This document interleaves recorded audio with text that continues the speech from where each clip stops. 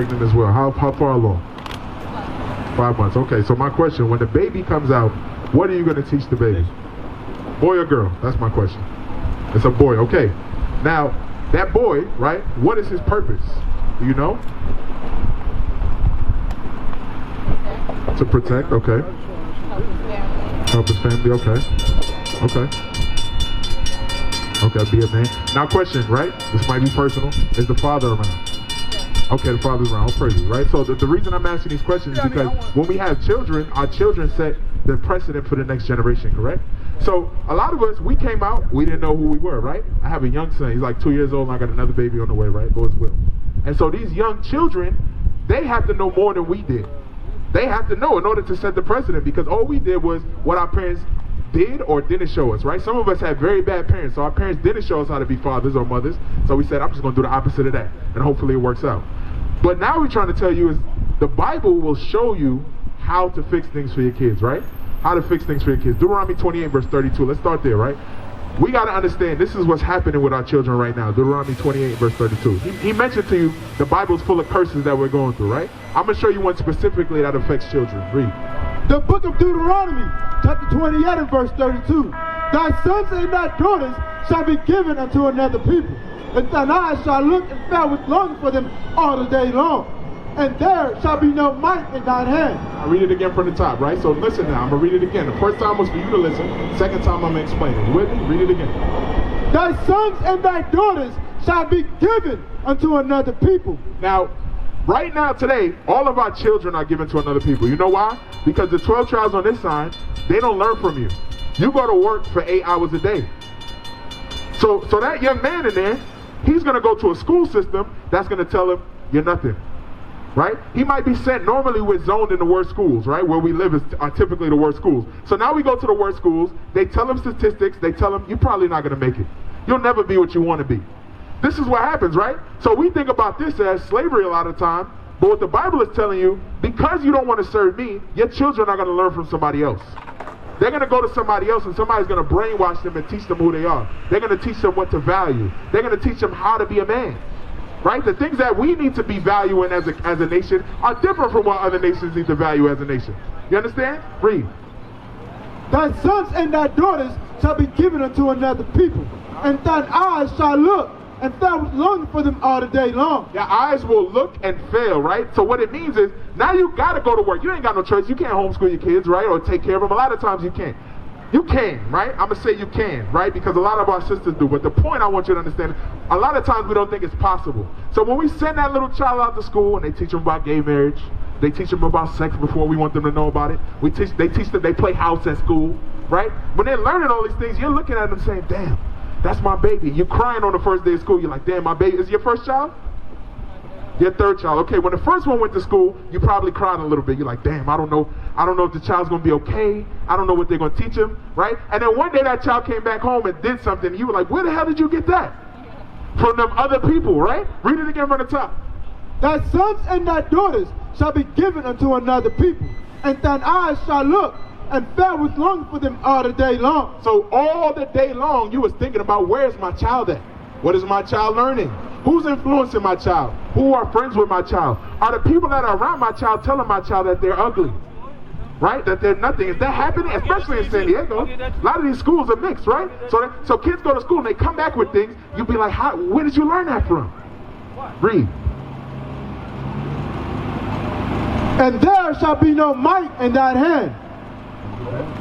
The fruit of thy land and all thy labors shall a nation who thou knowest not eat up. So on top of that, right, add those two things together. On top of that, now you work all day and another nation takes the benefits of your work. So not only are you not raising your kids in order to replenish your nation and teach them how to be business owners and teach them how to be men and women, right, according to the Bible, now you're going to work, they learning from the enemy, and you working for the enemy. Everybody's in a circle is staying on the bottom as a family. You come home, you get maybe 2 or 3 hours to deal with your kids, if they even want to be around you, right? If they even want to be around you, and then they go back to school again and learn from somebody else. So what we're trying to do out here is teach our people who they are. Because if you know who you are, then you can show your kids this is who you really are. Yeah, you're going to go to school, and school is going to tell you, hey, salute the flag. The school is going to tell you that you're nothing. The school is going to tell you different things. But God has a purpose for your child. Jeremiah 1:5. See, you're an Israelite from what tribe, sis? Are you with me? What tribe are you from? From where? Okay, what tribe would you be from according to the Bible? Judah. Okay, you with me, right? So you would be from the tribe of Judah according to the Bible, right? Now understanding that, because these curses fit you. That's the reason that you would be from that tribe, right? That curse that I just mentioned, it fits you. All right, now understand this. When God is making an Israelite baby, there's something different about the Israelite baby. Understand this. Watch, Jeremiah 1:5. The book of Jeremiah, chapter 1 and verse 5. Before I formed thee in the belly, I knew thee. And before thou camest out of the womb, I sanctified thee and ordained thee a prophet. Now we're going to stop right there. We're going to read it again from the top. Remember, I said I'm going to read it one time for you, and the second time I explain it, okay? So God said this. Read it slow. Book of Jeremiah, chapter 1 and verse 5. Before I formed thee in the belly, I knew thee. So God said, before he formed Jeremiah in the belly, he knew him. He created him. He gave him a purpose. That's right. You understand that? That baby in your womb has a purpose. Right. Did Jesus have a purpose when he came here? He was to die for the 12 tribes of Israel, right? Give me Matthew 15:24 real quick, right? This is what Jesus' purpose was. So that child in your womb has a purpose. But we don't know a lot of the times, as blacks, Hispanics, and Native Americans, is that we have a purpose. We have no clue why we're here. We just like, man, they took us in slavery. I like Jordans, and I like playing 2K, right? I don't know. I like smoking weed, and I like women. I like shaking my ass in a club. That's what we do. That's our purpose. But God is saying, I gave you a purpose before you came in the womb. So let's read Jesus' purpose, and we're going to get back. The book of Matthew, chapter 15 and verse 24. But he answered and said, I am not sent but unto the lost sheep of the house of Israel. He said he was sent to who? The lost sheep of the house of Israel. So when he came, he had a purpose. He said, I'm sent to the lost sheep of the house of Israel. You follow me? So just like Jesus had a purpose to go and teach his people and bring them back to prosperity or to the top, your son has that purpose. But a lot of times we disconnected from that. We don't understand that these little boys are to be taught in their youth how to be leaders. Right. Yeah. In order to get out people, I know you see a lot of sisters out here with no man. They drunk, right? They high, they struggle. You probably got friends who are like that, right? Who are struggling, right? I got friends that are struggling. God said, I ordained thee, right? Read it from the top. The book of Jeremiah, chapter 1 and verse 5. Before I formed thee in the belly, I knew thee. And before thou camest out of the womb, I sanctified thee and ordained thee a prophet unto the nations. So God ordained Jeremiah, just like he ordained your son, to teach the people. That's his purpose. You see, he's not even born yet, and God already given you what he should be doing. That's right. You understand? That's your son's purpose. Right. When Mary heard this, it was heavy for her. Mary said, dang, my baby was going to be special? Right? When Mary's cousin, who I'm forgetting the name right now. Elizabeth, right? Thank you. Elizabeth, right? When John the Baptist was in her womb, she was given a purpose for John the Baptist. He was to make way for Christ. Christ was to come and die for Israel. Your son has a purpose. Right. Your son is just not coming out the womb. And that's what our sisters got to know when they have a baby in their stomach. That baby has a purpose. Right. That baby's not a regular baby. Psalms 82:6. That's not a regular man in your womb. You understand that? Psalms 82:6. Listen to what God said about your baby. Psalms 82 and verse 6. Psalms 82 and 6. Watch, I'm going to show you. Because now we understand they learn it from somebody else, right? You understand the baby has a purpose. Now look at what God called that baby. Read. The book of Psalms, chapter 82 and verse 6. I have said, you are gods, and all of you are the children of the Most High. So God said you are gods, right? And you are the children of the Most High. When he said that, he was talking about the Israelites. You are the children of the Most High. That's right. So when God said your son was a god, that means he had a certain standard he was supposed to live up to. Right. You understand? He has a certain standard, a certain way he's supposed to carry himself. But look what happens to a lot of our young men. Read. But you shall die like men. A lot of us are dying like men. You know why? Read. Because we refuse to keep the commandments of God. That's right. And a lot of the time the problem is our mothers don't know how to teach us. Our fathers don't know what to teach us. They're doing what they believe is best for us. See. But God said you were supposed to be teaching your son the commandments. Right. You were supposed to be teaching him how to be a man in his youth. That's right. You understand that? A lot of time we don't understand that. Deuteronomy 6 and 7. Watch. and then we'll get into what some of the things you should teach them. Deuteronomy 6 and 7, watch. As a matter of fact, Deuteronomy 22 and 5, let's start there. Here's something you should teach them, watch. Watch this, okay? This is something that you should teach your son. Bring it out! And you're going to hear this, you're going to go, what that got to do with my son? But it matters. Deuteronomy 22 and 5. The book of Deuteronomy, chapter 22 and verse 5. The woman shall not wear that which pertaineth unto a man, neither shall a man put on a woman's garment, for that do so are an abomination unto the Lord thy God. Now read it again from the top. The woman shall not wear that which pertaineth unto a man. So it says, the woman shall not wear that which pertaineth unto a man. Now this is a commandment from God.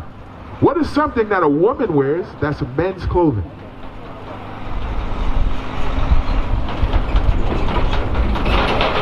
You don't know. I tell you, you got it on right now. There you go. Now, have you ever heard somebody say the man wears the dress in the family? Have you ever heard somebody say the woman wears the pants in the family? Why not? A man wears the pants, right? We have sayings that we don't even think about why we're saying it.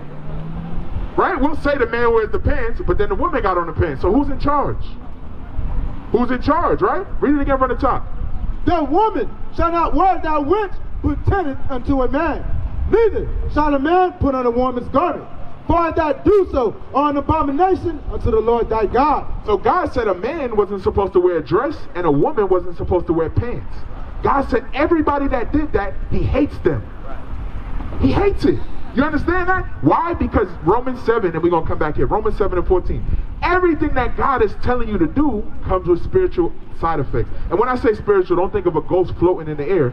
Think about characteristics, right? Your spirit has certain characteristics, right? So when I'm saying it has spiritual side effects, there's something about wearing pants that does the wrong thing to you. Romans 7 and 14, watch.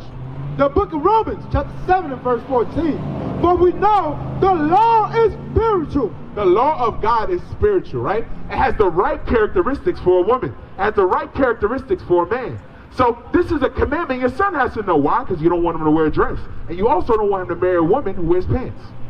You might say, why? Why? Why? What? Let me ask you, have you ever fought somebody in a dress? Why not? Why not? It's hard. You see? It's hard. It's difficult. There's a certain way you have to carry yourself if you're wearing a dress. You see what I'm saying? There's a certain way the wind just can't be blowing and you're running down the street. Now you got to walk a certain way. You got to sit a certain way. You have to carry yourself a certain way. Now if a man has a dress on, can he fight somebody? Nah, if I got on a dress and high heels and somebody knocked me over, I'm falling. You understand? Because God ordained everything to give you certain characteristics and traits. So your son, when he's coming up, he's supposed to know those traits. He's supposed to know, how do I spot a good woman? And a lot of time you can spot it just by what she has on, according to God. Deuteronomy 22 and 5, again. Just by what she has on, you can spot it. Because again, if your daughter came back to you with a man wearing a dress, what would you say? You wouldn't be happy. Now, you would be like, let me pull her to the side. Look, little girl, you got to get it together. You and him is done. That's what will happen. Now, why don't our moms do that to us when we bring a woman with pants in home? Because they won't talk about it. There it goes. They don't know who they are. They don't know that they're Israelite from the tribe of Judah. They don't understand the proper spirit or characteristics to bring us back to greatness. They don't understand it. So, people from Islam, exactly. But where do they get it from? The Bible. Quran means recitation. That's what it means. That's what the word Quran means. So all it is a recitation of the Bible. A lot of the characteristics and things that are or laws that are kept from the Quran are actually in the Bible. All right, that's a side note for you to take home and do something with it. Right, Deuteronomy 22 and 5. Watch. Deuteronomy chapter 22 and verse 5. The woman shall not wear that which pertaineth unto a man, neither shall a man put on a woman's garment. For that do so are an abomination unto the Lord thy God. So everybody that does that is an abomination to God. God don't like them. So women go to church and they wear what? You're supposed to wear a dress, right? Why do you do that in church but you don't do it every day? You see? That's the problem. That's called being a hypocrite. So right there, you would teach your son to marry a hypocrite. Because a mother's a son's first love, right? So everything you show him, Deuteronomy 6 and 7. Now we could go there. everything you show him, he's going to repeat. Everything you show him, he's going to repeat. Because guess what? You're supposed to be teaching him, not the school system. The school system showing him Cardi B shaking her butt, that's what you should marry. Megan Thee Stallion shaking her butt, that's what you should marry. That's what he's learning. When he comes out the phone, it might be worse. Right? It's going to be worse. There's going to be more WAP videos. It's going to be worse when your child is coming up. It was worse. It's worse now for your kids than it was for you. So you got to understand, in order to prepare them, you got to learn the commandments of God. Deuteronomy 6 and 7. The book of Deuteronomy, chapter 6 and verse 7. And thou shalt teach them diligently unto thy children. So them, when it says thou shalt teach them diligently, it's talking about the commandments. I gave you one simple commandment. That's something that you have to teach to your children over and over and over again. No, little girl, you're not wearing pants. No, little boy, you're not wearing a dress. See, we understand that when a little boy put on dress and heels, we already be like, oh, he got sugar in his tank. They say that when a child is young, right? But they don't say that to the little girls. Now when they're in school fighting and they got a masculine spirit, they're like, I don't understand why she beating everybody up. See, it's the pants he put her in. That's right. That's why she beating everybody up. She couldn't beat everybody up in a dress. Read it again. And thou shalt teach them diligently unto thy children, and shalt talk of them when thou sittest in thine house, and when thou walkest by the way. So God said when you sit in your house, when you walk by the way, you were supposed to teach the commandments to your children. But if you don't know something, there it goes. And that's what we out here for you to learn something so you can teach your children. You with me? Read. And when thou liest down, and when thou risest up, and thou shalt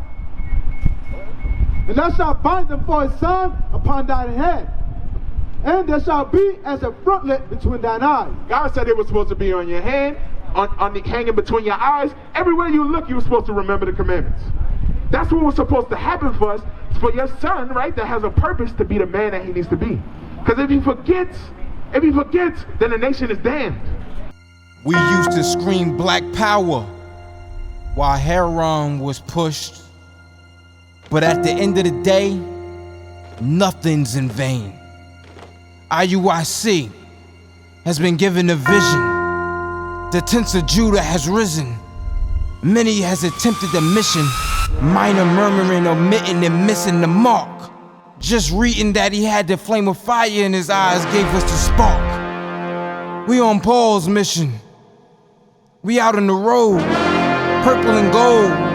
From Mexico, Cuba, Haiti, Ghana, Sierra Leone. 144,000 boots banging, concrete crackling.